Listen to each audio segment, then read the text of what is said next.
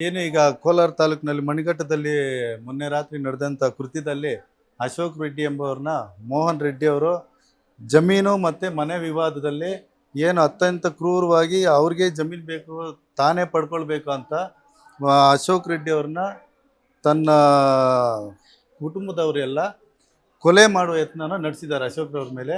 ಈ ಜಮೀನು ವಿವಾದಕ್ಕೆ ಅವ್ರನ್ನ ಅತ್ಯಂತ ಗಂಭೀರವಾಗಿ ತಲೆಗೆ ಪೆಟ್ಟು ಬಿದ್ದಿದೆ, ಕಾಲಿಗೆಲ್ಲ ಗಾಯ ಆಗಿದೆ.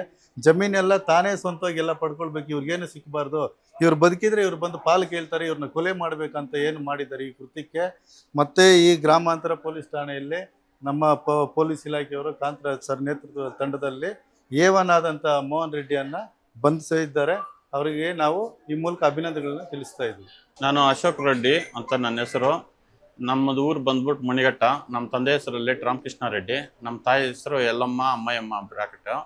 ನಮ್ಮ ತಾಯಿ ಸೇವೆ ಮಾಡೋಕ್ಕೆ ನಾನು ಮಣಿಘಟ್ಟ ಗ್ರಾಮಕ್ಕೆ ಬಂದಿದ್ದರೆ ನಾನು ಬೆಂಗಳೂರಲ್ಲಿ ಒಂದು ಕೆಲಸ ಮಾಡಿಕೊಂಡು ನಾನು ಜೀವನೋಪಾಯ ಮಾಡ್ಕೊತಾ ಇದ್ದೆ. ಮೋಹನ್ ರೆಡ್ಡಿ ನಾವು 6 ಜನ ಇರೋದು. ಅವ್ರ ಹೆಸರು ಮಾಡ್ಕೊಳಕ್ ಹೋಗಿದ್ರು. ನಾನು ನಿಮ್ಮ ಹೆಸರಿಗೇನು ಮಾಡ್ಕೊಳಕ್ ಹೋಗ್ಬೇಡಿ ಅಂತ ಹೇಳಿದೆ. ಲೋನ್ ಮಾಡಕ ಜಿಆರ್ ಆರ್ಥೋಪೆಡಿಕ್ಸ್ ಕೋಲಾರ್ ಮೂಳೆ ಚಿಕಿತ್ಸಾ ಕೇಂದ್ರ ಅತ್ಯಾಧುನಿಕ ತಂತ್ರಜ್ಞಾನ ಬಳಸಿ ಎಲ್ಲ ಮೂಳೆ ಸಂಬಂಧಿ ಸಮಸ್ಯೆಗಳಿಗೆ ಪರಿಹಾರ. ಜಾಯಿಂಟ್ ರಿಪ್ಲೇಸ್ಮೆಂಟ್, ಸ್ಪೋರ್ಟ್ಸ್ ಸಂಬಂಧಿ ಸಮಸ್ಯೆಗಳು, ಮೂಳೆ ಮುರಿತ, ಸ್ಪೈನ್ ಶಸ್ತ್ರಚಿಕಿತ್ಸೆಗಾಗಿ ನುರಿತ ಮೂಳೆ ತಜ್ಞರನ್ನು ಸಂಪರ್ಕಿಸಲು 7022532255ಕ್ಕೆ ಹಿಂದೆ ಕರೆ ಮಾಡಿ. ಮನೆ ಕಟ್ಟಿದ್ದು ದೊಡ್ಡದಾಗಿ 16 ಅಡಿ ಹೈಟು. ಆಮೇಲೆ ಅದ್ರ ಮೇಲೆ ನಾವಿರೋದು. ಅದರಲ್ಲಿ ಅವರೊಬ್ಬರೇ ಇದ್ರಲ್ಲ, ನಾನು ನಮ್ಮ ತಾಯಿ ನೋಡ್ಕೊಳ್ಳೋಕೆ ಒಂದು ಮನೆಯಲ್ಲಿ ಇದ್ದಾಗ ನಾನು ಬಂದಾಗ ಹೋದಾಗೆಲ್ಲ ಇವನು ಇದ್ರೆ ಅಡ್ಡ ಅಂದ್ಬಿಟ್ಟು ಏನು ಮಾಡಿದ್ರು, ಅವ್ರ ಮಗ ಎಲ್ಲ ಬಂದ್ಬಿಟ್ಟು ನನ್ನ 3-4 ಸಲ ಹೊಡೆದಿದ್ರು. ಯಾರಿಗೂ ಹೇಳಿದಿರ ಮರ್ಯಾದೆ ಹೋಗುತ್ತೆ ಅಂತ ನಾನು ಸೈಲೆಂಟ್ ಆಗಿದ್ದೋದೆ.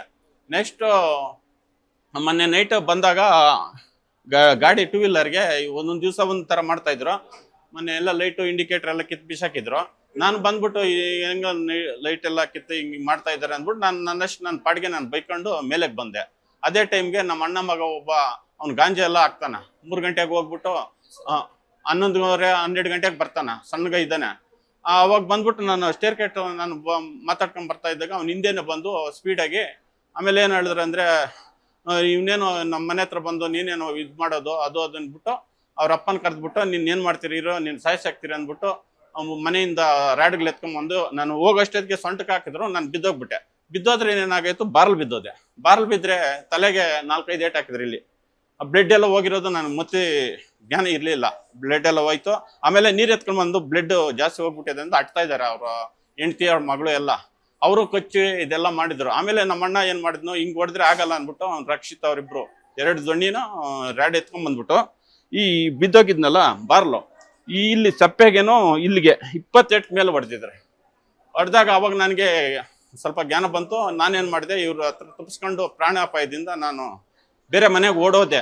ಅವರು ತೆಗಲಿಲ್ಲ ಬಾಕ್ಲು. ಆಮೇಲೆ ಗಾಡಿ ತಗೊಂಡು 2 ವೀಲರ್ ತಗೊಂಡು ಬೀದಿಯಲ್ಲೆಲ್ಲ ಯಾರ್ಯಾರಿಗೂ ಹೇಳ್ಕೊಂಡು, ನನಗೆ ಲೋಕನ ಇಲ್ಲ, ಬ್ಲಡ್ ಪೂರ್ತಿ ಬ್ಲಡ್ ಆಗಿತ್ತು. ಆಮೇಲೆ ಅವ್ರ್ಯಾರೋ ಪಾಪ ರೋಡ್ ಹತ್ರ ಅಂಗಡಿಯವ್ರು ಇದ್ರು, ಅವರು ಕರೆದ್ರೆ ಅವ್ರು ಹೇಳಿಲ್ಲ. 12 ಗಂಟೆ ರಾತ್ರಿ ಯಾರು ಹೇಳಿಲ್ಲ. ಆಮೇಲೆ 4 ಕಿಲೋಮೀಟ್ರ್ 3.5 ಕಿಲೋಮೀಟ್ರ್ ಅಷ್ಟು ಗಾಡಿ ಓಡಿಸ್ಕೊಂಡು ನಮ್ಮ ಅಣ್ಣ ಒಬ್ರು ಇದ್ದಾರೆ ಅಲ್ಲಿ ಮನೆ ಕಟ್ಕೊಂಡು, ಅಲ್ಲಿ ಬಂದು ಹರ್ಚ್ಕೊಂಡೆ. ಆಮೇಲೆ ಎಲ್ಲ ಎದ್ಬಿಟ್ಟು ಬಂದ್ಬಿಟ್ಟು ಈ ಬ್ಲಡ್ ಎಲ್ಲ ನೋಡ್ಬಿಟ್ಟು ಅವ್ರಿಗೆ ಒಂಥರ ಜ್ಞಾನ ತಪ್ಪೋದಂಗೆ ಆಗೋಯ್ತು. ಆಮೇಲೆ ಈ ಬಟ್ಟೆಗಳೆಲ್ಲ ಇದು ತೆಗೆದ್ಬಿಟ್ಟು ಬೇರೆ ಈ ಬಟ್ಟೆ ಹಾಕಿದ್ರು. ಆಮೇಲೆ ಕಾರಲ್ಲೇ ಕರ್ಕೊಂಡು ನನ್ನ ಇಮಿಡಿಯೇಟ್ಲಿ SNR ಹಾಸ್ಪಿಟ್ಲಿಗೆ ಬಂದರು. ಇಲ್ಲಿ ಸ್ಟೇಟ್ಮೆಂಟ್ ಸ್ವಲ್ಪ ಟೀಚಿಂಗ್ ಎಲ್ಲ ಹಾಕಿದ್ರು. ಅವಾಗ ನನಗೆ ಸ್ವಲ್ಪ ಇದಾಯಿತು. ಆಮೇಲೆ ಇದನ್ನು ಬಿಟ್ಬಿಟ್ಟು ಆಮೇಲೆ RL ಜಾಲಪ್ಪ ಹಾಸ್ಪಿಟ್ಲಿಗೆ ಹೋಗಿ ಅಲ್ಲಿ ಎಲ್ಲ ಟ್ರೀಟ್ಮೆಂಟ್ ಕೊಡ್ಸ್ಕೊಂಡು ಸ್ಕ್ಯಾನಿಂಗ್ ಎಲ್ಲ ಮಾಡಿಸ್ಕೊಂಡು ನೆಕ್ಸ್ಟ್ ಪುನಃ ಇಲ್ಲಿಗೆ ಬಂದು ಇಲ್ಲಿ ಇದು ಚೆಕಪ್ ಮಾಡಿಸ್ಕೊಂಡು ಪೇನ್ ಕಿಲ್ಲರ್ ಇದೆಲ್ಲ ಹಾಕಿಸ್ಬಿಟ್ಟು ಸ್ವಲ್ಪ ನಾನು ಕೆರಗಡೆ ಆಗಿದ್ದೀನಿ.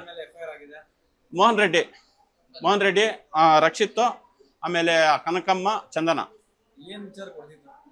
ಅದೇ ನಾನು ಇಲ್ಲಿರೋ ನಮ್ಮಮ್ಮ ಸಾಕ್ತಾ ಇದ್ದೀನಲ್ಲ, ಇವನಿದ್ರೆ ನಮಗೆ ಕಷ್ಟ, ಮನೆ ಜಮೀನೆಲ್ಲ ಮಾಡಿಸ್ಕೊಳಕ್ ಅಂದ್ಬಿಟ್ಟು ನಾನು ಅದೇ ಆ ವಿಚಾರಕ್ಕೆ ಹೊಡೆದಿರೋದು.